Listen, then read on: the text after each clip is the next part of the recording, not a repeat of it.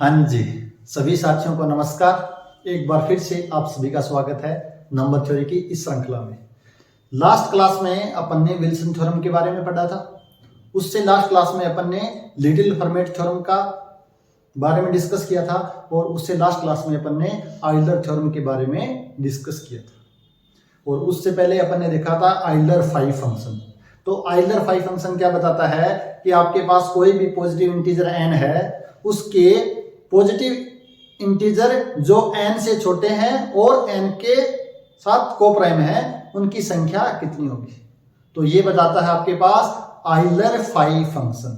क्या बताता है कि आपके पास कोई भी एक function phi set of natural number से नेचुरल नंबर में n आपके पास क्या है, कोई पॉजिटिव इंटीजर है, तो फाई n किसको बताता है, n से छोटे पॉजिटिव इंटीजर जो n के साथ क्या है, कोप्राइम है, उसको बताता है आइलर फाई फंक्शन। आज अपन अध्ययन करेंगे डिवाइजर फंक्शन का।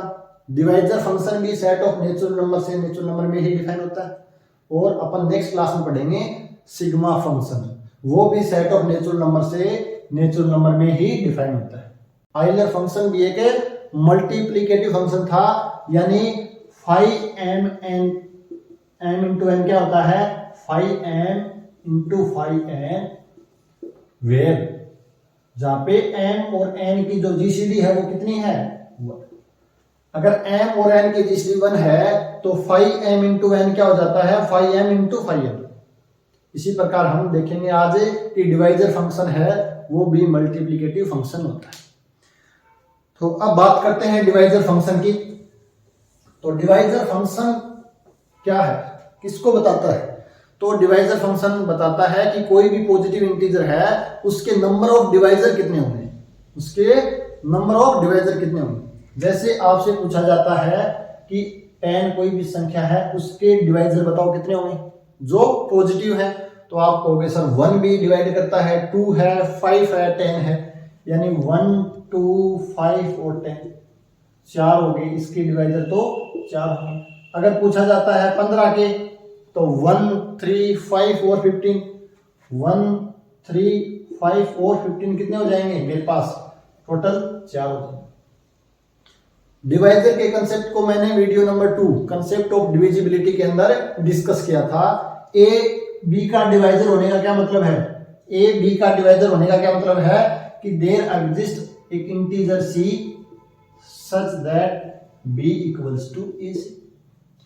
यानी जब ए बी को डिवाइड कर रहा है, इसका मतलब क्या है, एक इंटीजर सी इस प्रकार एग्जिस्ट करता है कि b इक्वल्स टू ए सी। ये अपन ने जो लेक्चर 1 सेकंड लेक्चर अपना सेकंड लेक्चर है डिविजिबिलिटी वाला, उसके अंदर डिस्कस किया था।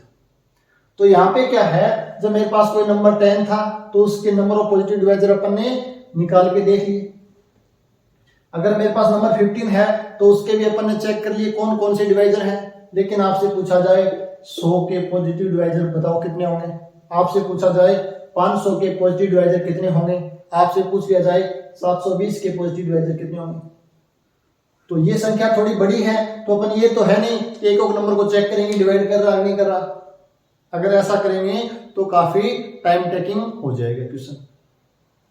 तो इस टाइप की प्रॉब्लम को सोल्व करने के डिवाइजर फंक्शन को डिनोट करते हैं टो n या dn से। एक फंक्शन डी है defined on set of natural number to natural number defined as dn equals to summation 1 when d divide n। यानी जब n को कोई डिवाइजर d डिवाइड करता है, n को कोई नंबर डिवाइड करता है, तो उसके कोरस्पॉन्डिंग क्या मिल जाएगा, 1 मिल जाएगा। और जितने डिवाइड करेंगे उतना 1 मिलता रहेगा। समेशन का मतलब क्या है, उनका सम करना है। जैसे मैं बात करूं मेरे पास d10, तो 10 को कौन कौन डिवाइड कर रहा है, 1 कर रहा है, 2 कर रहा है, 5 कर रहा है और 10 कर रहा है।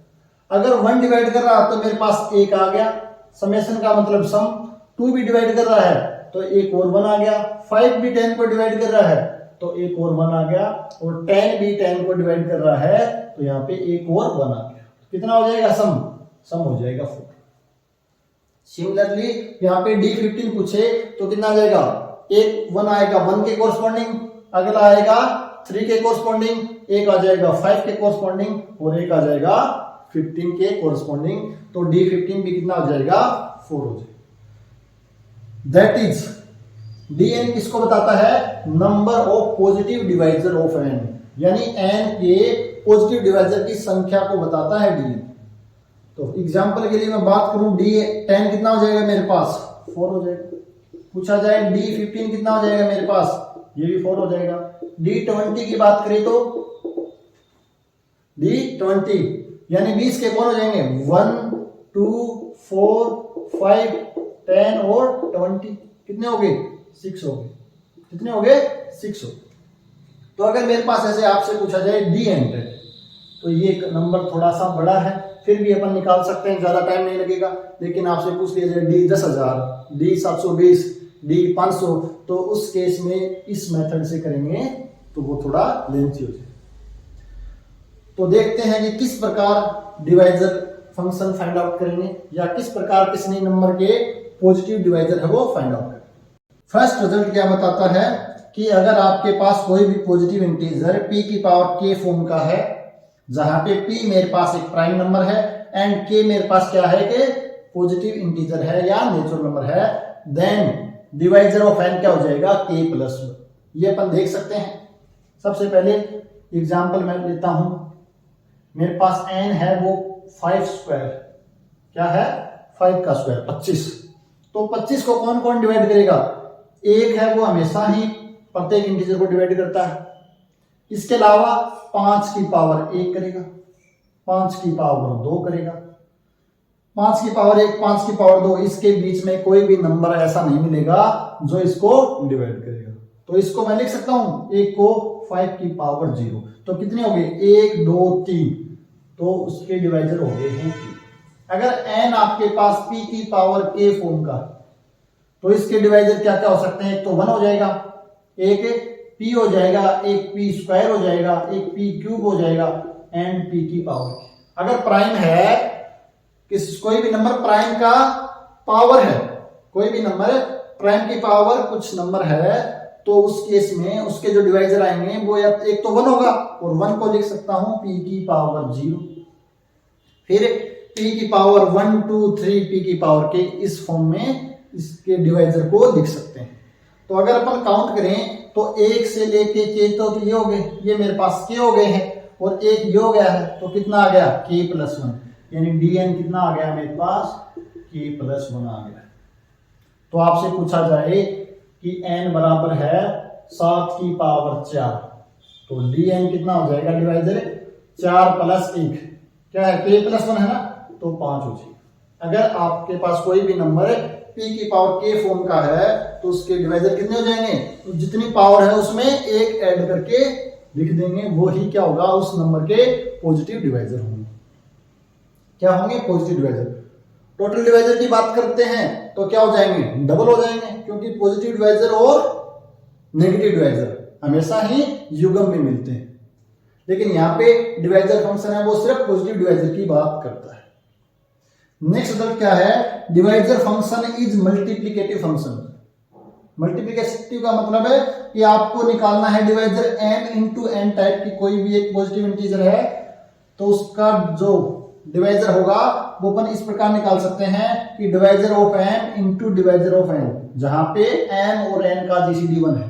अगर आपके पास कोई दो नंबर है जिनका जीसीडी कितना है 1 है, यानी दो नंबर जो रिलेटिवली प्राइम है या को प्राइम नंबर है, तो उनका जो डिवाइजर फंक्शन है वो इस प्रकार फाइंड आउट किया जा सकता है। एग्जांपल के लिए जैसे आपसे पूछा जाए कि D20 निकालो, D20 निकालो, तो मैं लिख सकता हूं D 5 इंटू 4, यानी D5 निकाल लो और D4 निकाल लो। 5 क्या होता है 5 की पावर 1, 5 का मुझे क्या निकालना डिवाइजर, तो एक मेरे पास क्या 5 की पावर 1, तो कितना आ जाएगा 2 आ जाएगा, एक पावर में एक जुड़ जाता है। 4 को मैं क्या लिख सकता हूं 2 की पावर 2, ये मेरे पास प्राइम है, तो कितना आ जाएगा, एक ऐड करूंगा तो कितना आ जाएगा 3 आ जाएगा, यानी 3 दूनी 6, और अपन ने फाइंड आउट किया था D20 कितना आया था 6 ही आया था। तो ये मेरे पास क्या है डिवाइजर फंक्शन है, ये मल्टीप्लिकेटिव फंक्शन है। अब मेरे पास कोई भी नंबर है एन, मेरे पास कोई भी पॉजिटिव इंटीजर है, तो अपन ने प्राइम वाले जो वीडियो था उसके अंदर देखा था कि कोई भी पॉजिटिव इंटीजर जो 1 से बड़ा है उसको क्या लिख सकते हैं, कैनोनिकल फॉर्म में लिख सकते हैं या उसको प्राइम फैक्टराइजेशन में लिख सकते हैं। तो इफ एन आपके पास क्या है, कोई भी एक पॉजिटिव इंटीजर है 1 से बड़ा, तो उसको अपन लिख सकते हैं p1 की पावर अल्फा 1, p2 की पावर अल्फा 2 एंड pk की पावर अल्फा k, जहां पे अल्फा आइज है वो नेचुरल नंबर है और जो पी आइज है वो प्राइम है। तो उस केस में अगर आपको पूछा जाए डिवाइजर ऑफ एन, तो कितना हो जाएगा, जो भी पावर है उसमें एक ऐड करेंगे और मल्टीप्लाई कर देंगे, यानी alpha 1 plus 1 into alpha 2 plus 1 into alpha 3 plus 1 into alpha के प्लस 1।